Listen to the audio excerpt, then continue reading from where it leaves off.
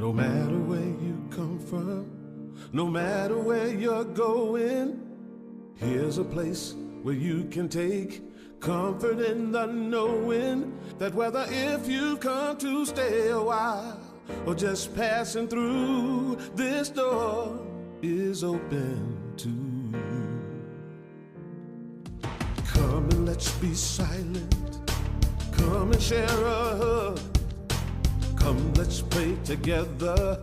Come, love and be loved. From the blissed out to the turned out, from the pampered to the abused, this door is open to you.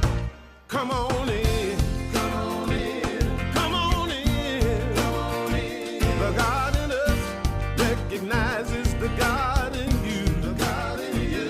Whether you're black or white, gay or straight, Christian, Buddhist or Jew, this door is open to you.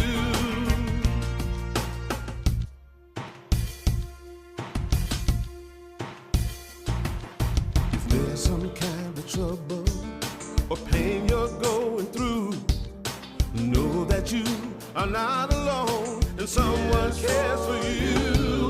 As an individualization of divine point of view, this door is open to you. This door is open. This door right here, this door is open to you. Is open for you. This door is open to you. This door is open. I'm talking about this door. This door is open. I said this door is open to you. Come on in.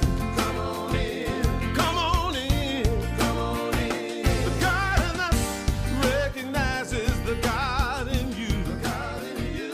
Whether you're black or white or gay or straight, Christian, Buddhist or Jew. Good morning. Morning. Hello. So I am probably an unexpected face here. We had some changes last minute. You know how it goes. Reverend Christie isn't going to be with us this morning, so I am Megan Gershevsky, filling in for her. Yeah.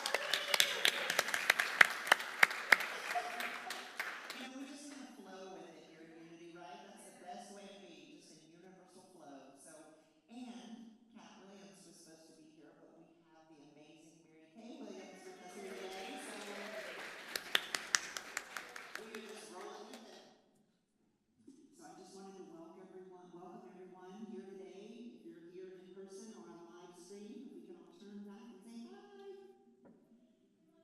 Hi, Mom. Or, 10 years from now, if I'm looking back and watching this again, I'll say, wow, I look really good. Okay, so we are going to start out with a prayer, and I just have to say, have you ever had one of those mornings where everything just doesn't seem to fit perfectly as you had planned it? That was my morning. I ran in the door here. If you saw me running in, I was literally running across the parking lot to get in here, and I just took a moment in this room right over here where all the stuffed animals are, and I just let my inner kid come out, and I let it all go. And so as we are praying this morning, I want you to have that same experience of just letting it go. So let's just take a deep breath and blow out anything that's holding you back. Releasing, letting it be. Just letting it be, as our famous Reverend Erin said last week. Just let all that be right now and allow yourself to be in this moment, in this space, feeling your breath, offering gratitude for this beautiful body that you have that allows you to live the life that you live.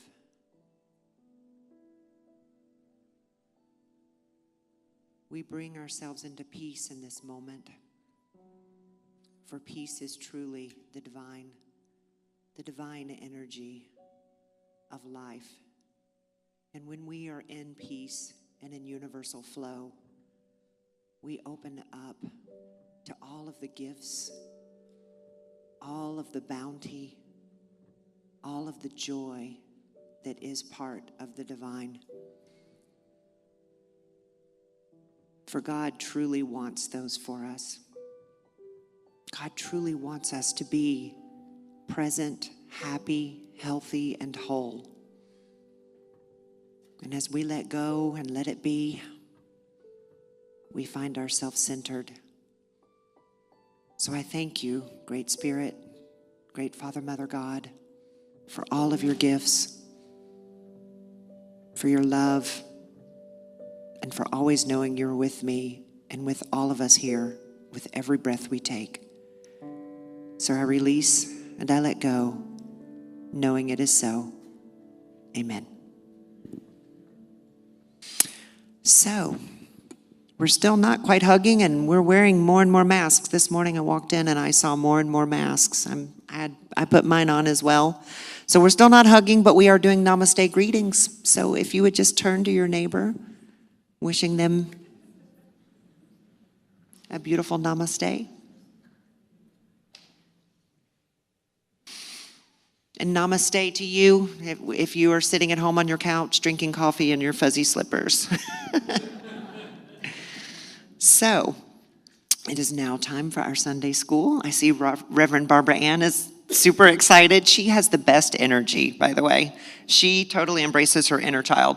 So if anybody who has children that want to join with Reverend Barbara Ann and Reverend Gabby, and we always say a little blessing that is so beautiful and comes from the heart. And I'm looking right at my son as I'm saying this because I love you. We love you, we bless you, we appreciate you, and we behold the divinity in you. Thank you. So now, Reverend Mary Kay. No? Yes. Yes, that's what I have. There's a beauty in the world, or maybe the song is different. I don't know. The song is different. Song is different. So we're rolling with it. We're rolling with it. Here we go. Yeah. So I'll just turn it over to Reverend, I said it again, Reverend Mary Kay. Maybe there's something I'm speaking into existence.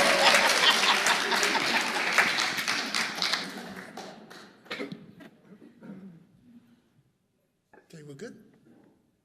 1, 2, 3, 4.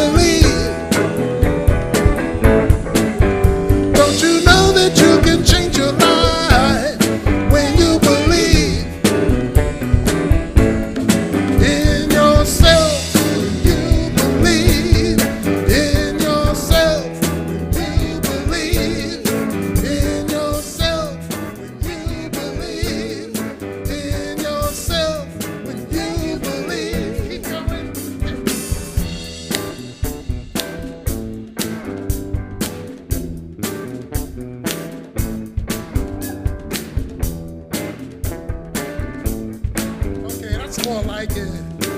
Gonna make a, well, we're gonna make a miracle when you believe. Gonna make a miracle. Well, we're gonna make a miracle when you believe. We're gonna make a miracle. Everything you want, you got when you believe. You want it, you got it. Oh, everything you want, you got.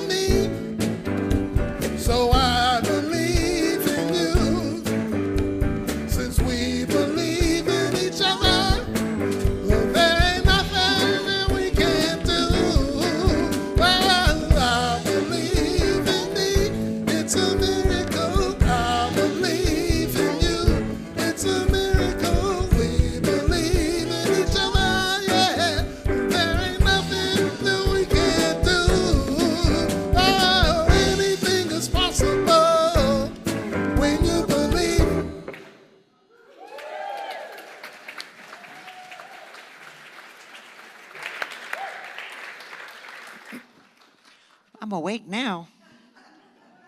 Thank you. Let's give it a hand for this amazing band.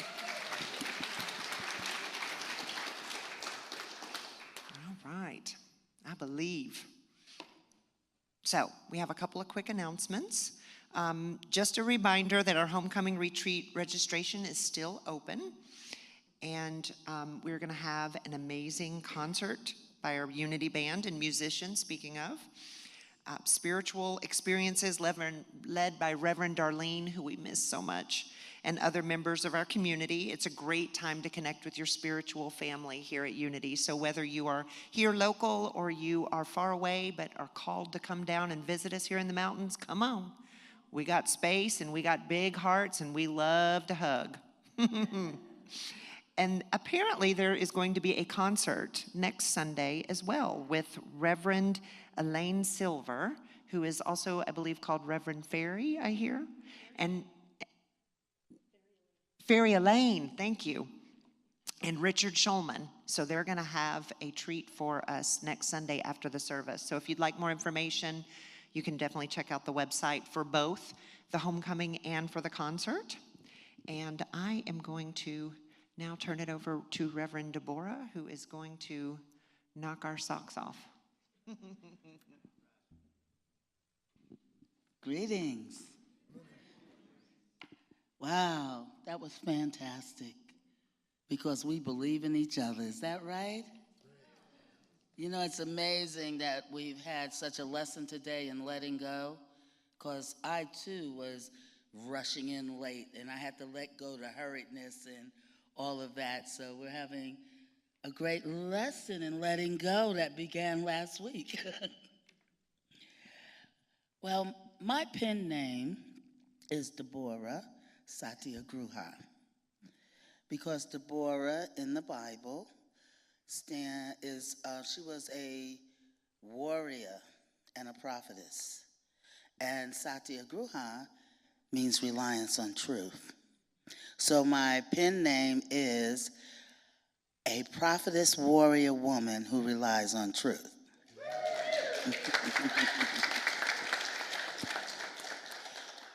When I come up here and do a reading, it's from my manuscript. And my manuscript is called Planting Our Daily Seeds, which is a 12-month devotional that is based on the 12 spiritual powers. So November, the month of release, is where I'm taking this particular reading from.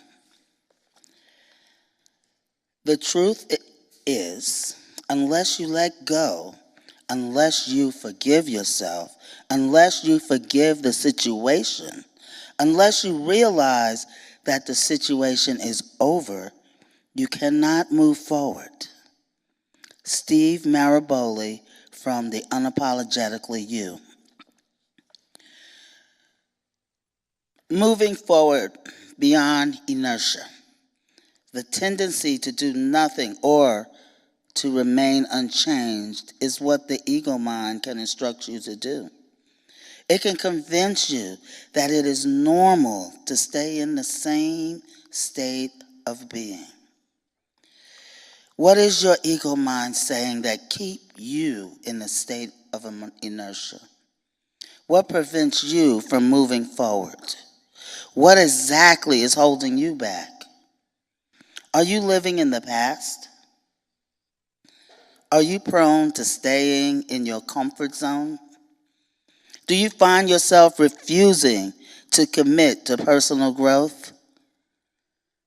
Moving forward requires that you put the proverbial one foot in front of the other. You do not have to make a gigantic or ginormous gesture to begin. Show yourself compassion and kindness. Just meet you where you are. Identify behaviors and habits that you wish to drop and or gain. For example, personal growth can begin with an affirmation taped on your bathroom mirror that you say as you're brushing your teeth. This over time can gain momentum to becoming a time of contemplation, sitting with a journal, and reflecting on a daily reading. 2, it could be living in the past, because living in the past can be thwarted by self-love practices. Who would think? Loving yourself for who you are can move into a rescripting of the past and recognizing the growth from the experience. Get out of your comfort zone by doing a little something different each day and allowing that to grow into something more. Moving forward can be scary, but rewarding. The affirmation: I release my fears from the past, for they are now my stepping stones to the future.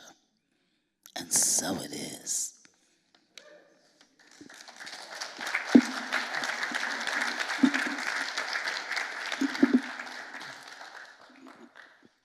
Okay.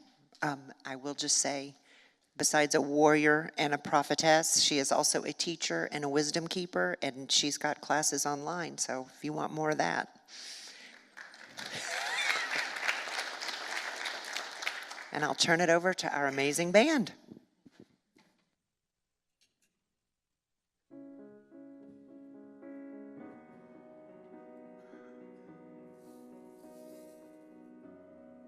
Where I am,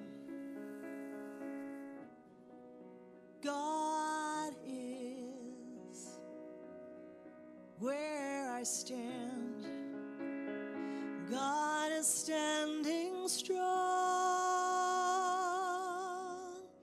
Where I breathe, God is breathing life in and out and through me. As me,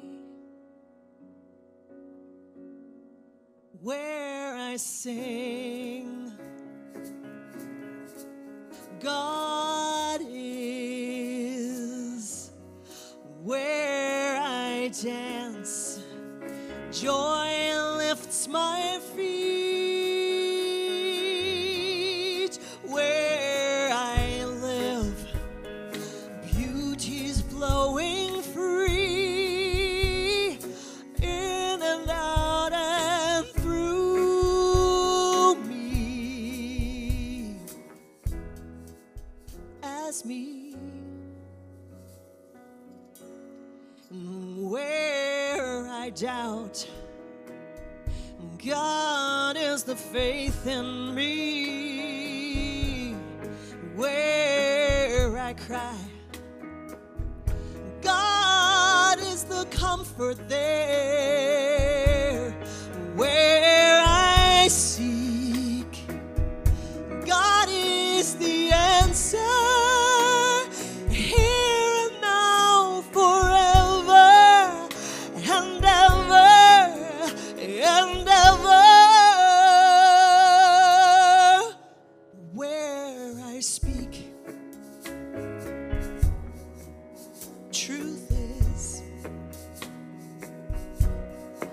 Where I work,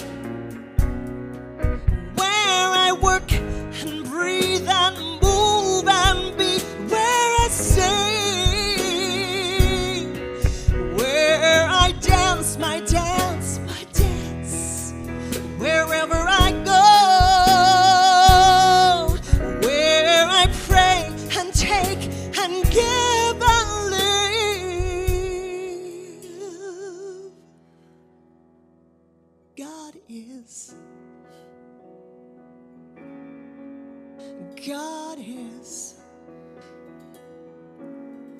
God is. God is.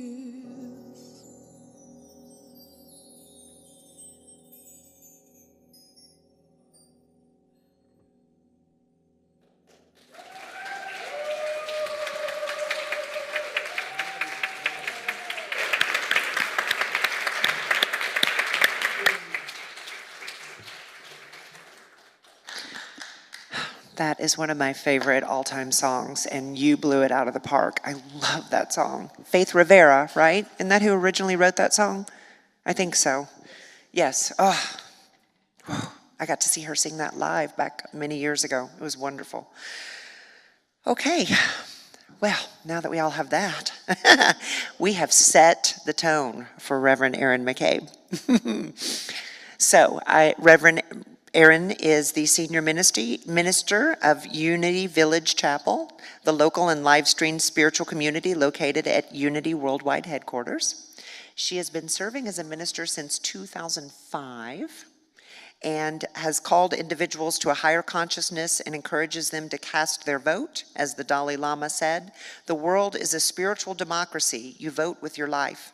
She is a singer, songwriter with multiple albums and lives with a passion for environmental stewardship. I'm going to turn it over to Reverend Erin.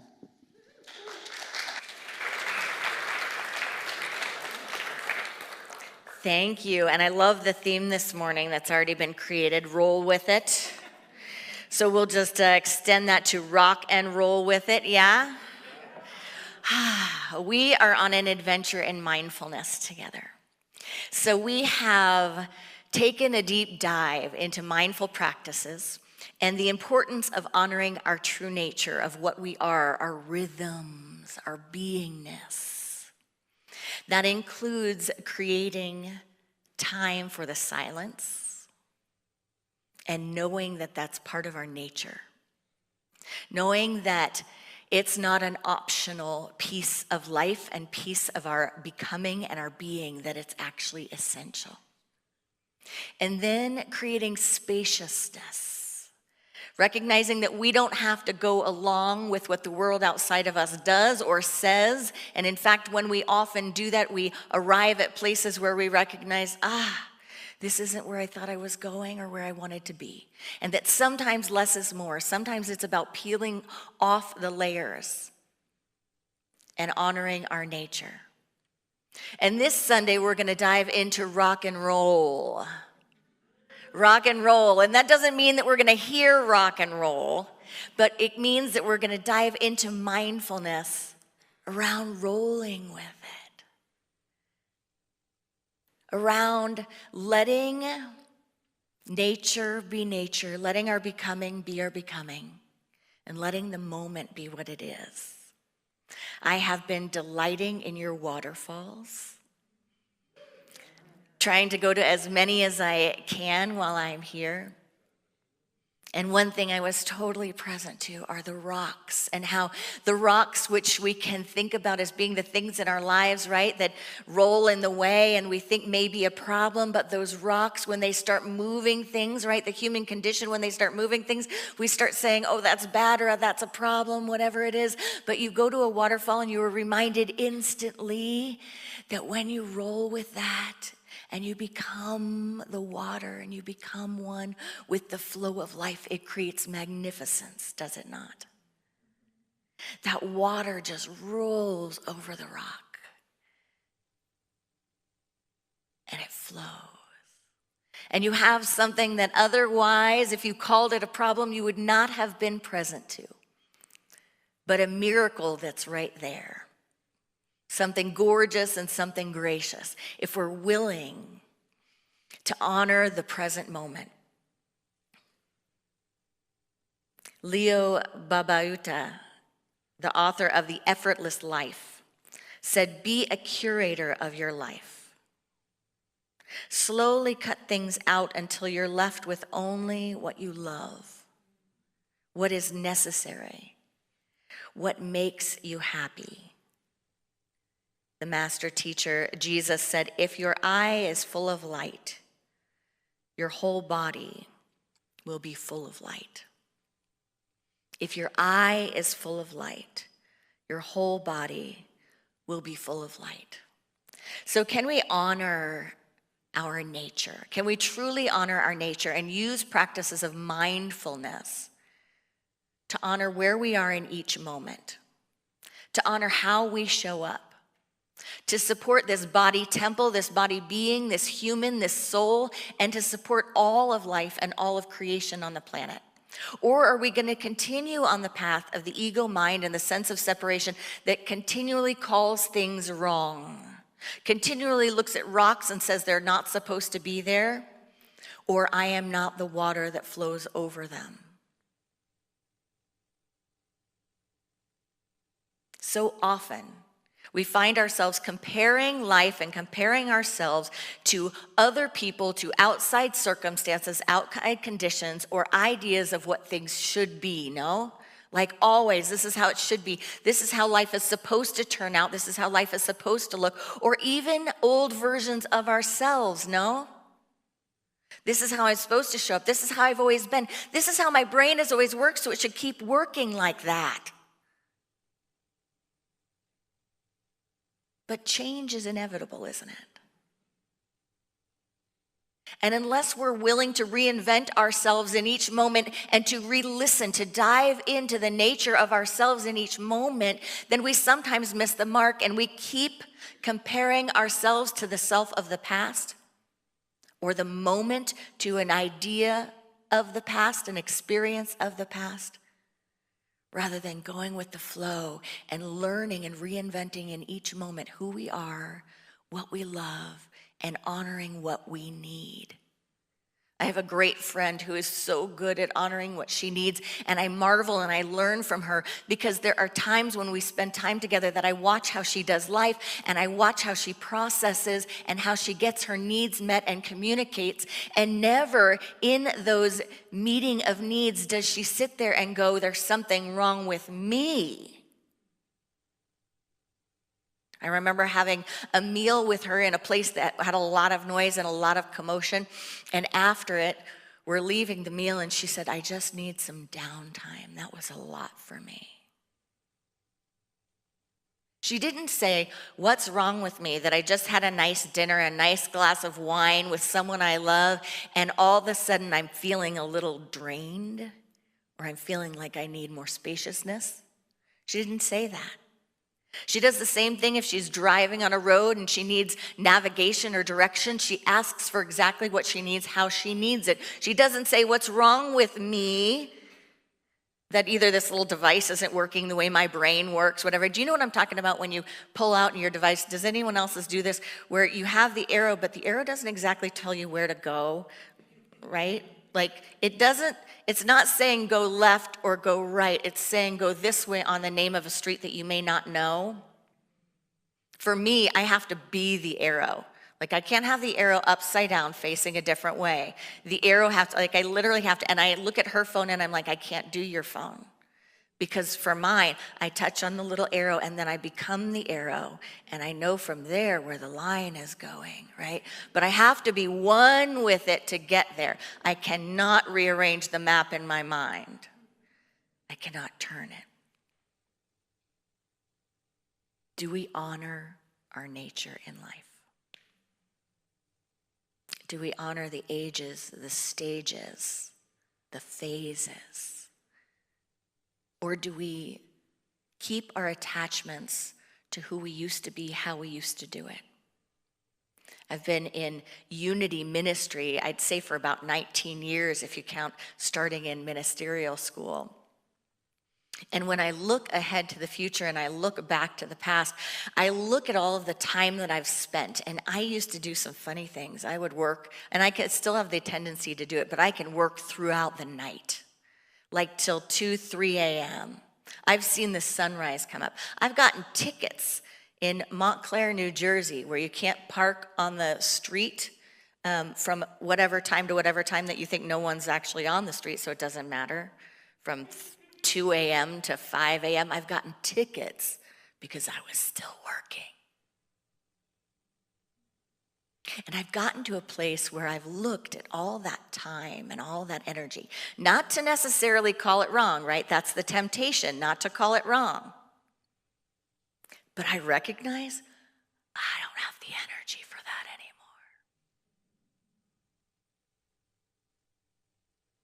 I also don't see the value in that anymore. I realize something, and I realize from the last 20 years, what I value and what I think is the most valuable are not all the moments that I spent behind a computer or making little things even better or coming up with a new plan or a new program or a new thing and investing in all this stuff. What really mattered were the moments with a person. That's where the impact was. It was the heart to heart. It was the second that we spend together in a moment like this morning. It was the moment I answered a call when someone needed me, right? It's the conversations and the presence that mattered, that was essential. And looking forward, I have a different commitment. But if I look through the lens of my past, I can call things wrong. But if I honor the lens of now, I am gaining wisdom, no? We don't question what music we like, do we? Does everyone knows what music they like or they don't like, right? You pretty much got it. Do you sit in rooms full of music you don't like? Do you buy music you don't like? Invest in it. No. You might tolerate it a little bit here and there when you need to. But you know what you like, right? Why? It does something, doesn't it? Makes you come alive in some way. You can feel it. You don't have to argue with it. You don't have to question it. You just know. Because there is evidence that you're rocking and you're rolling with it. I remember hearing Alison Krauss one time and at a concert, someone screamed, "You rock, Alison!" I grew up as a little girl in Indiana, and Allison played fiddle at the fiddlers gathering in my town or in my area. And I remember as an adult, someone saying, "You rock, Allison." And she said, "Well, I'm not so sure that I rock, but thank you." She said, "I'm not so sure that I rock, but thank you." Very gracefully. If you know Alison Krauss's music, it's not exactly rock and roll. But we know what we love, don't we? So why so often when we live our lives do we fail to honor our rhythm? Do we fail to honor what we love? Do we fail to listen to what we need? Our own style. Rather than just like music, let it be. Your nature is your nature. It may change in different stages and phases and ages throughout your life, throughout my life. But we always know, just like we know what music we like. As long as we don't criticize it, condemn it, should ourselves into something else. I sometimes marvel now at music that I used to listen to, that I used to like. Whoa. Things that I wouldn't want my daughter to even listen to. What if I kept playing that because I always played it and expected this woman to have fullness, listening to everything that always attracted me? That's often what we do to ourselves in life. We don't shift our relationships. We don't shift our spiritual practice. We don't shift our emotional energy drains or whatever it is, the family systems, the patterns, whatever it is, the work life, whatever it is, you name it.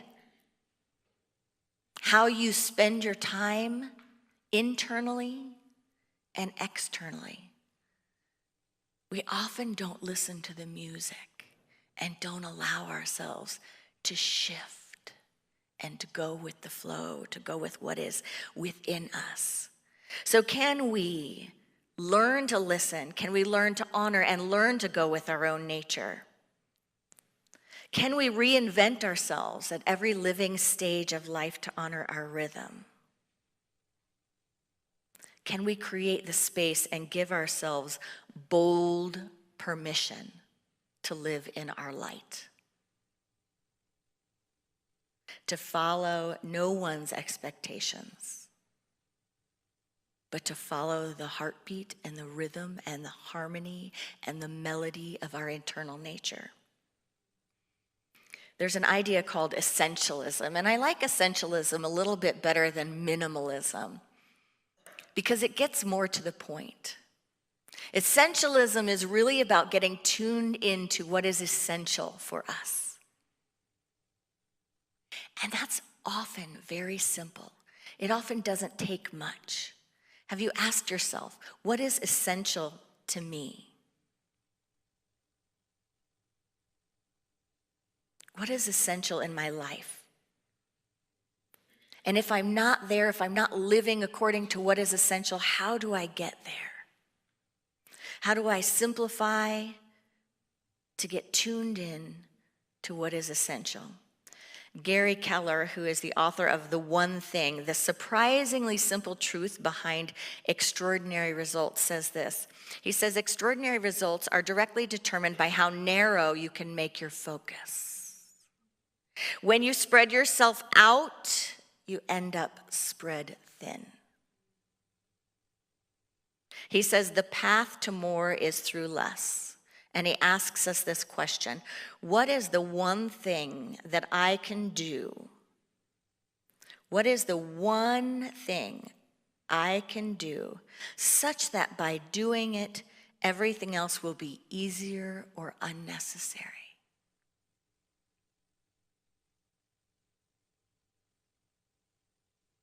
What is essential? In order to find that, we have to ask ourselves what makes us come alive, like the music. What makes me come alive? That's what Howard Thurman said. He said, don't ask yourself what the world needs. Ask yourself what makes you come alive and go and do that, because what the world needs is people who have come alive. Isn't that a commitment? How about that as something that's essential? I deserve to come alive. If thine eye be light, it lights up the whole being. You know how you feel. I know how I feel when I see someone who is coming alive. There is not one of us on this earth walk, in this earth suit, who does not have within us a space where we come alive. The question is, if we found it. The question is if we honor it. The question is if we're committed to it. Do we give ourselves bold permission? I have a funny little story that I have to share with you because we are in the Darlene Sanctuary. Mm-hmm. When I was in ministerial school, so I got to ministerial school in 2003, and a year before that, there was another student who came, and it was Darlene. And when I got my housing assignment, it was called the farmhouse. And you go and you pick up your little assignment of where you're going to be. And there were 2 people staying at the farmhouse, but it was a 3-bedroom place. And so I got my little housing assignment, and it said Darlene and Kurt on it. And so I started exploring that. And somehow, I don't remember if I actually went there. I think I did go up there. I think I went up the stairs, and I think I talked to them. And if you know Darlene well, if you really know her well, you know that that woman is masterful at saying something that no one wants to say, but everyone feels good when it's done. Right? Do you know what I'm talking about? I have seen her deliver things that I would quiver to deliver. And she comes out of it and everyone's like, yeah, okay. That was good, I got that. Yep. So here I am just under 30 years old, coming up to this house, and this is my new housing assignment, right? Here I am at Unity Village to go to ministerial school, and here are my new roommates. And somehow in the conversation, I can't even remember it, but somehow the idea was presented to me that the farmhouse was a little bit small for 3 people. That, yes, in fact, there were 3 spaces, but one of them not so big, and maybe they had been there, just the 2 of them, for already a year, and maybe they had moved in and they were comfortable. Maybe they felt like they, had enough spaciousness to be how they needed to be, and maybe they were like thinking, this 30-year-old little chickie doodle who wants to come over here, and they assigned her to this space, and is there any way we can get out of this? I don't know. You'll have to ask Darlene when she gets back what exactly she was thinking. But somehow in the conversation, I came and I took a look at the space, and they said, come take a look at the space. And I don't even remember. I mean, in my mind, there's like a little closet and an attic under it, and it was just like this little spot. And I'm sure that's not the truth of it. But I know I did go there and see it. And I remember the temptation to feel not welcome.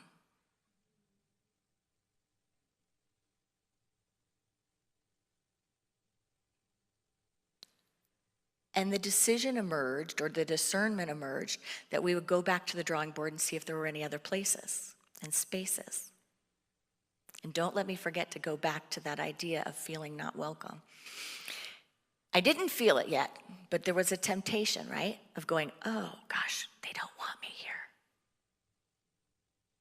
And so I went back to the drawing board, and I ended up at this other house where there wasn't an extra room. And they said, well, there's not really any other rooms anywhere. So you have the choice of this small place, this small room in this place, or there's this other house and all the bedrooms are already taken, but we could put you in the communal living space and make that actually a bedroom. And I was like, all right, maybe that will work. And then she said, I think there's going to be someone there that you like. There's one other woman there. I think you're going to like her. And so I went to that house and I met this other woman, and I did like her immediately. And I went to the room and I opened the room, and it was not the smallest room in the house. It was not a crunched-in space. It was the living room to the entire house. And everyone in that house was completely fine with it, because somehow they had not really realized that they could have had that living room.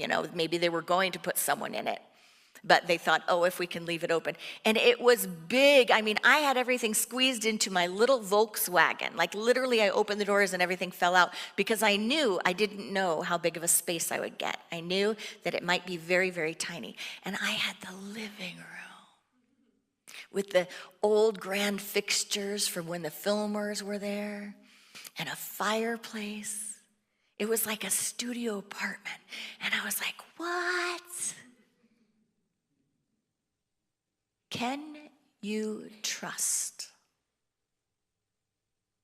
that when you honor your rhythm, when you honor the stillness, when you honor your spaciousness and your needs for that, that everything will turn out fine for everyone? That you getting your needs met does not equate to a non-welcoming environment or experience for someone else. That in fact, you modeling your own self-care, your own boundaries, your own needs, your own nature, your own rhythm, your own music, that you are honoring the cosmic Christ, the light within, your awakened self. And trust that all the other pieces, the divine faculty of harmony, will be at play. That all of those other pieces will come into place for everyone else. And just like that waterfall, that water rushing over the rock that may seem like it's a problem, no, something magnificent is created when we do that. Amen.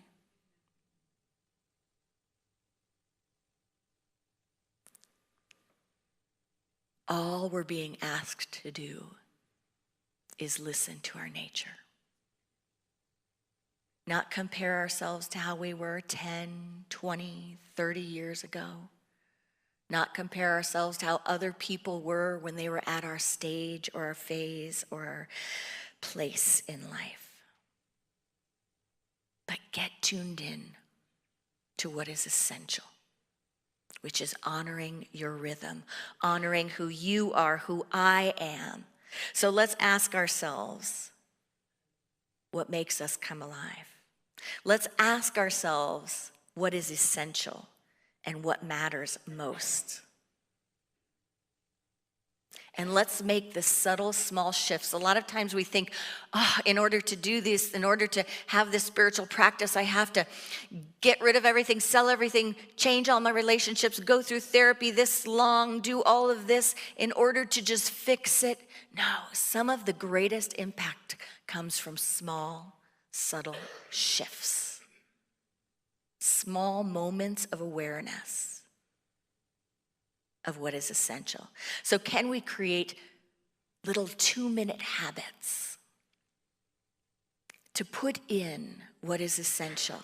I have a friend that will hardly miss a sunset. And it seems a little silly sometimes because he can be doing just about anything and he's like, gotta check out now. I've gotta get outside to see the sunset. But that 2-minute practice changes everything about his life. Everything. Small shifts have great impact. Look at the practice of tithing, right? Tithing is that practice where a small portion you give. But when you give it, amazing things happen. Movements are created, communities happen, healings happen. People save themselves through that gift because you shifted and did something seemingly small. You became an inlet and an outlet for all that is God. Those are the small shifts that can have a massive impact on what matters most. Sometimes we think it has to be huge. But trust the impact of a moment of honoring yourself. And can we ask ourselves, what do I want to feed or fuel in my life, in my own being, or on the planet that I have not yet? That maybe I was too busy before and I wasn't making the time for. Or maybe there was too much going on inside and I didn't have the space for. Or maybe I believed in lack or limitation, and so I couldn't give.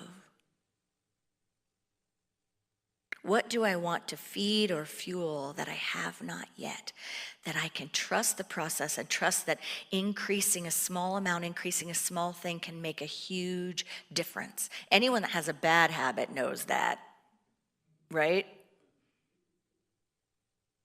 Someone said once in a healthy eating thing that, we eat for how many minutes a day? They measured it 90 minutes a day, but we live by that the rest of the time. And I was like, wow, that's true. It's just this many minutes, I'm totally satisfied and totally doing whatever I want to do, but this is what it impacts. Smoking, think about smoking and the money that goes into a smoking habit, right? You can tell, but the opposite is also true, right? Just one little habit. So what's one little habit we can take on this week? Maybe 2 habits that will help you hear the music, that will help you focus on what lights you up when you're in the zone. How can you give that more focused attention and really honor essentialism? That this is understood by me and it is essential to my spiritual well-being, and I will no longer live like it's not. Wayne Mueller said, when we begin to examine the nature of our wants and needs, we find that we may increase the possibility of feeling abundant by actually allowing some of our desires to fall away. Honor what's essential. Let the rest fall away. Namaste.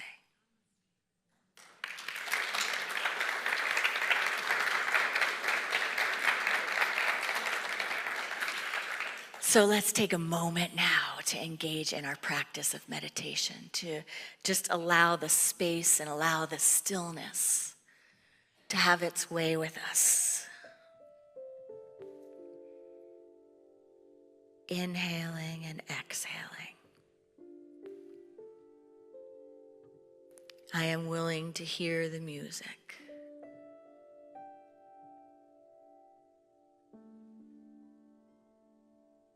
I want to be in the rhythm of my highest nature.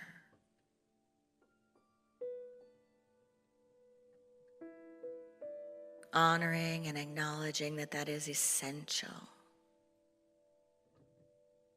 We enter into a space of allowing.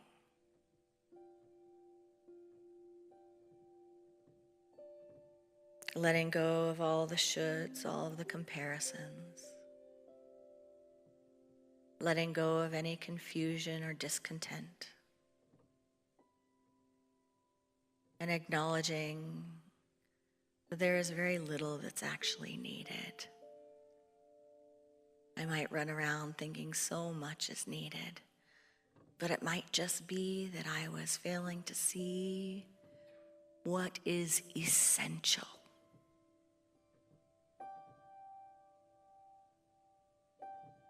So I'm listening now.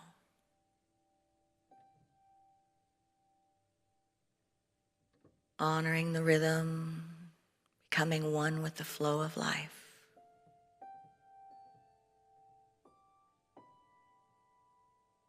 Diving deeply within.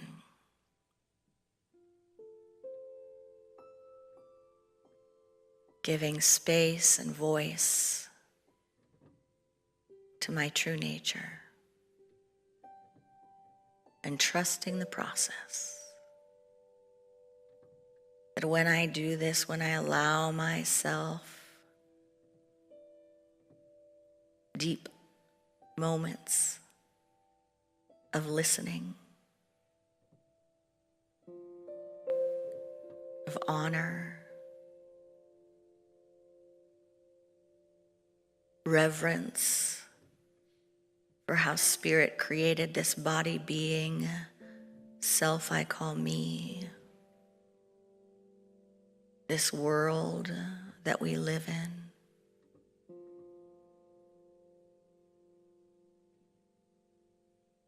And I recognize that with reverence. I recognize that honoring my nature is honoring God. And allowing the space for all Godness to unfold in all of its radiant ways as the wondrous light within us, among us, through us, as us, beyond us. So we breathe into this practice, into the stillness of the silence.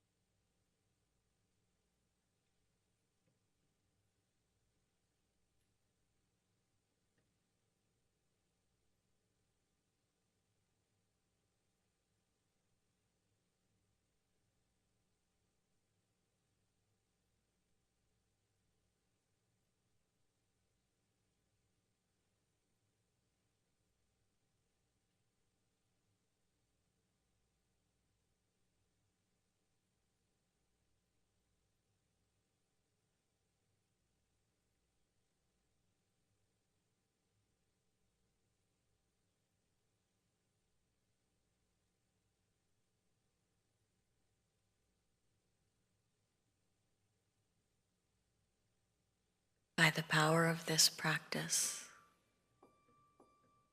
May all beings have freedom from suffering and the causes of suffering.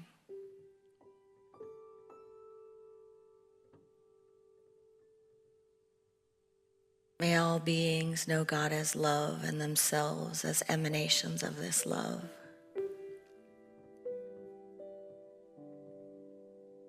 May all beings know that we are born blessed and here to be a blessing. Namaste.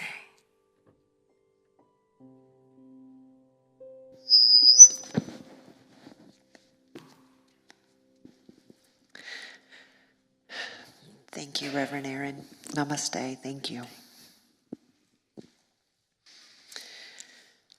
Oh, that's the end of your 3-week stay with us, if I'm not mistaken, right? Yes, she's going to be leaving and going back up to Unity Village, and you'll be missed. Thank you for sharing your gifts. Thank you.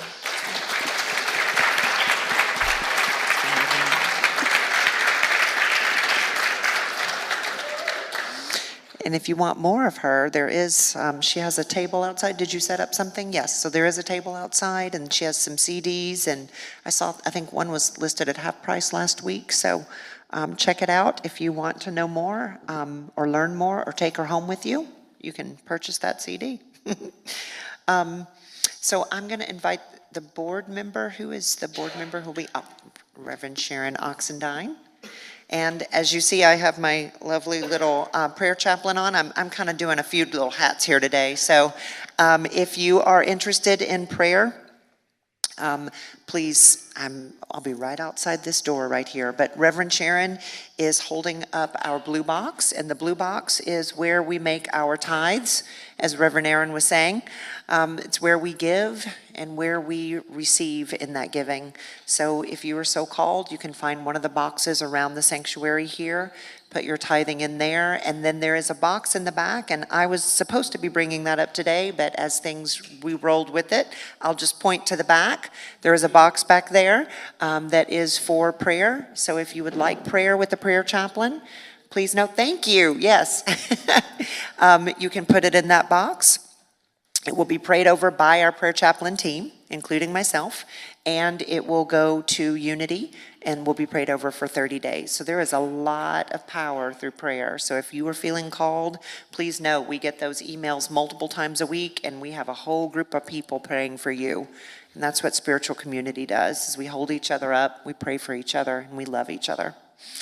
So I am going to now turn it over for our final song, and I'm not sure how this is working, but we're just, like I said, going to roll with it, and take it away. Here we go. 1, 2, 4.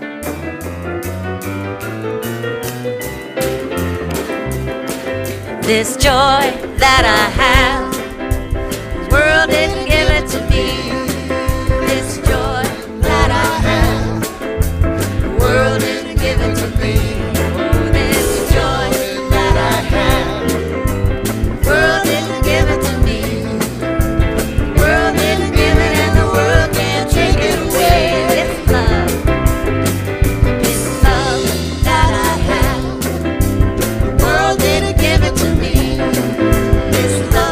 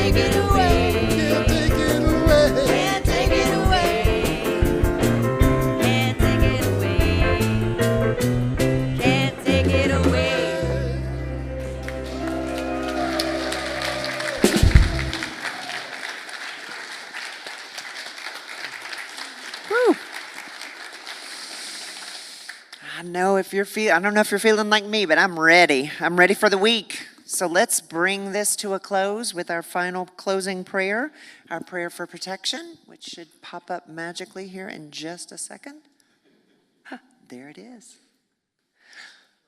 The God surrounds us, the love of God enfolds us, the power of God protects us, and the presence of God watches over us. Wherever we are, God is, and all is well. Amen. Thank you, and I'm going to turn it back over for a reprise.